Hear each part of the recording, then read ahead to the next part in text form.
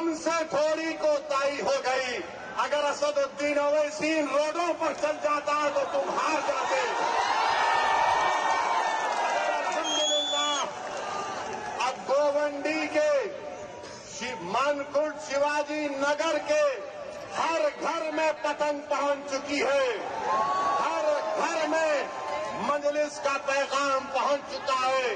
मेरे भाई, एक सियासतदान के लिए आपने 20 साल उसको वोट दिया।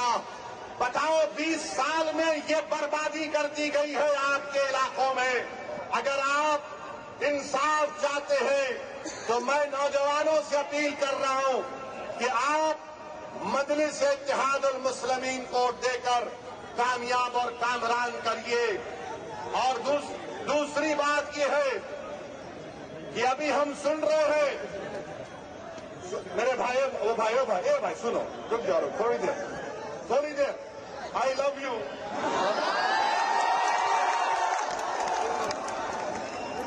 अभी हम सुन रहे हैं कि एक क्रिकेट टीम में बांग्लादेशी था, उसको हटा दिया गया।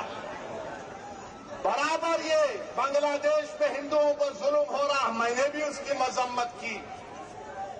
मगर ये तो बताओ मोदी जी, अगर बांग्लादेश में किसी की मॉब लिंचिंग होती है तो आपको गुस्सा आता है, मगर महाराष्ट्र के जलगांव में जिस बच्चे को मारा गया था उसके ऊपर आपको गुस्सा क्यों नहीं आता मोदी जी, फडणवीस जी?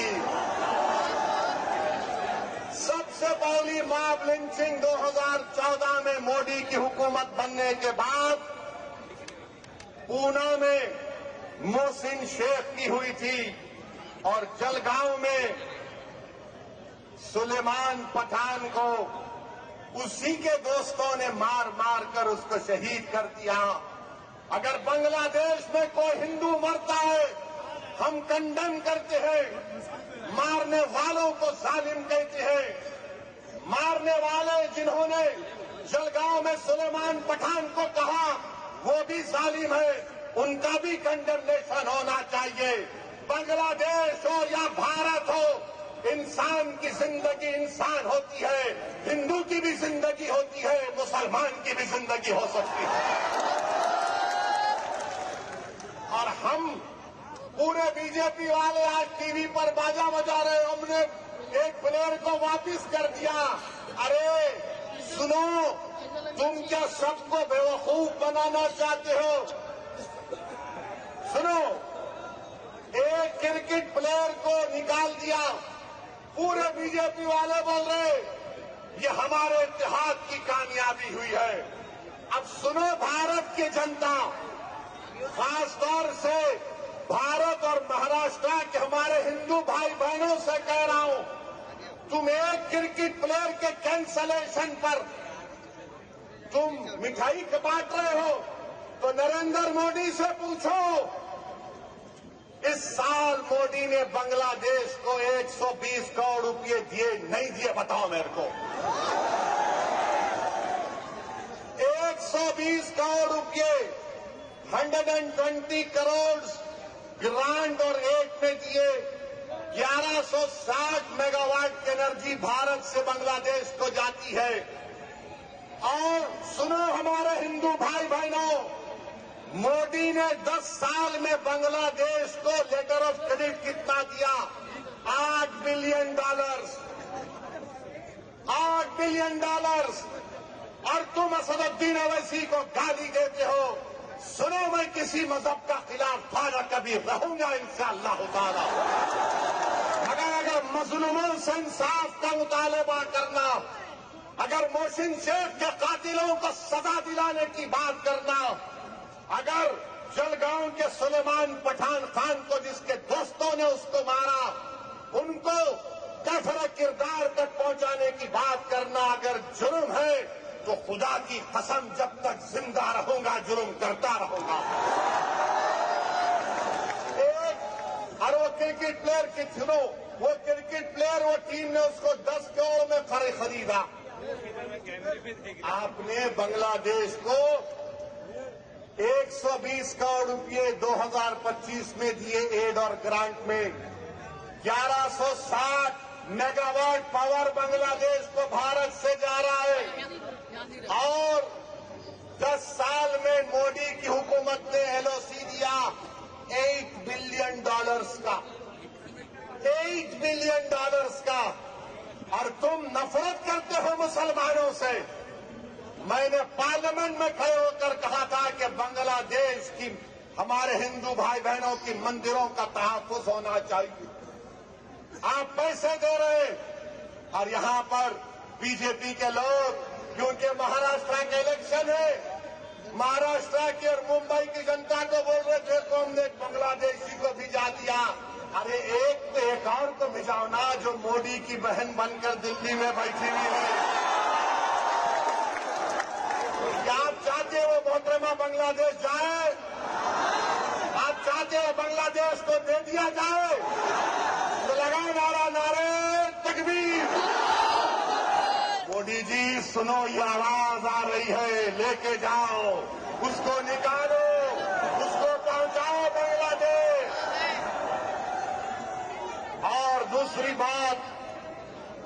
दूसरी बात अभी खत्म नहीं हुआ मोदी के ऊपर। आज हमने देखा कि वेनेजुएला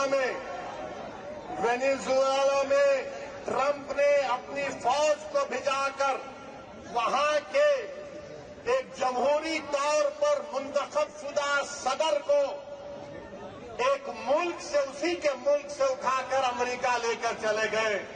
नरेंद्र मोदी जी, अमित शाह, देवेंद्र फडणवीस, जब ट्रंप अपनी फौज को भिजाकर वेनेजुएला से एक आदमी को उठा सकता है, जब सऊदी अरब यमन में मुखल्ला के पोर्ट पर बमबारी कर सकता है, मोदी जी हम आपको कह रहे हैं, आप पाकिस्तान में भिजाकर जो मुंबई की सड़कों पर साजिश करने वाले 9/11 के जालिम लोग हैं, चाहे वो मसूद अजहर हो या फिर लश्कर तैयबा का वो जालिम शैतान हो, मोदी जी 56 इंच का सीना है तो भिजाकर उठाकर लाओ। अगर ट्रंप कर सकता है तो क्या आप कम है? जब ट्रंप कर सकता है तो आपको भी करना पड़ेगा, क्योंकि मोदी ने कहा था अब की बार ट्रंप सरकार। तो मेरे भाई, मुझे मालूम कि आज के इस भाषण के बाद टीवी चैनल के लोग मसरूफ हो जाएंगे। ओवैसी का एक और भड़काऊ भाषण। अरे जालिमों सुनो, किसी शायर ने अच्छा कहा था कि तुम्हारी सोच के सांचे में ढल नहीं सकता, तुम्हारी सोच के सांचे में ढल नहीं सकता, जबान काट लो लहजा बदल नहीं सकता, जबान काट लो लहजा बदल नहीं सकता। और सुनो नरेंद्र मोदी, देवेंद्र फडणवीस और अखिलेश यादव, मुझे भी मोम का समझ रहे हो क्या? तुम क्या अबू आसिम साहब की तरह मुझे भी मोम का समझ रहे हो क्या? तुम्हारी लौ से ये लोहा पिघल नहीं सकता। तो मेरे अजीज दोस्तों और बुजुर्गों, अब आएंगे समाजवादी के लोग, उत्तर प्रदेश से भी आएंगे और आकर सिर्फ एक ही का नाम लेंगे, दूल्हे भाई आकर ये बोलकर गए थे। तो इनको पूछो, अगर समाजवादी पार्टी के तरफ से कोई एमपी आएगा तो एमपी से पूछो, जब भारत की पार्लियामेंट में वंदे मातरम पर बहस हो रही थी तो किसने भारत की पार्लियामेंट में खड़े होकर भारत के संविधान का हवाला देकर कहा था? मैंने कहा था कि भारत का जो आईन है ऑफ पीपल के नाम से, भारत माता के नाम से शुरू नहीं होता। वो किसने भारत की पार्लियामेंट में खड़े होकर कहा था कि भारत का जो संविधान का इनका प्रियम्बल है वो क्या कहता है? जिस वक्त संविधान को अपना रहे थे 24 जनवरी 1950 को, तो क्या कहा था? Liberty of thought, expression, belief, faith and worship कहा था हमने। और ये समाजवादी पार्टी के जितने एमपी खड़े होकर कह रहे थे, मैंने खड़े होकर कहा हम इस मुल्क के लिए अपनी जानों को कुर्बान कर दिया और करते रहेंगे।